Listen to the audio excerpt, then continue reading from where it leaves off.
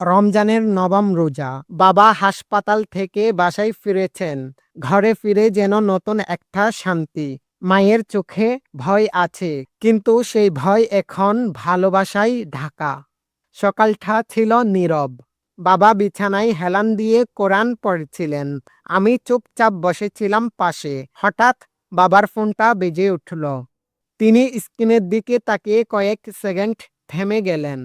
তারপর ধীরে ধীরে কলটা কেটে দিলেন। আমি লক্ষ্য করলাম তার চোখে আবার সেই পুরনো ছাপা অস্থিরতা। দুপুরের দিকে মা আমাকে ডেকে নরম গলায় বললেন, তোর বাবার ব্যবসায় অনেক ক্ষতি হয়েছে। আমরা কাউকে বলিনি, তোদের চিন্তা হবে বলে। আমি যেন হঠাৎ জমে গেলাম। এই কয়েক মাসের টেনশন, ঝগড়া, রাগ, সবকিছুর পেছনে ছিল অর্থনৈতিক সংকট। বাবা একা একা নড়ছিলেন, আর আমরা ভেবেছিলাম তিনি বদলে গেছেন।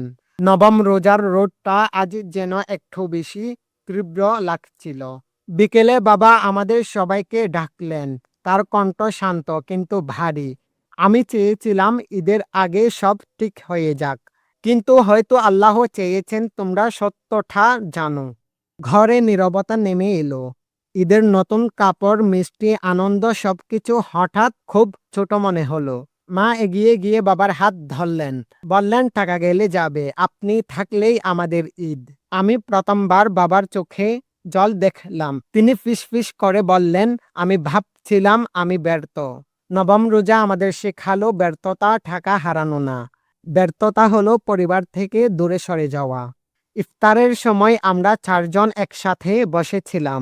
টেবিলে খুব বেশি কিছু ছিল না, কয়েকটা খেজুর, ঢাল আর পানি।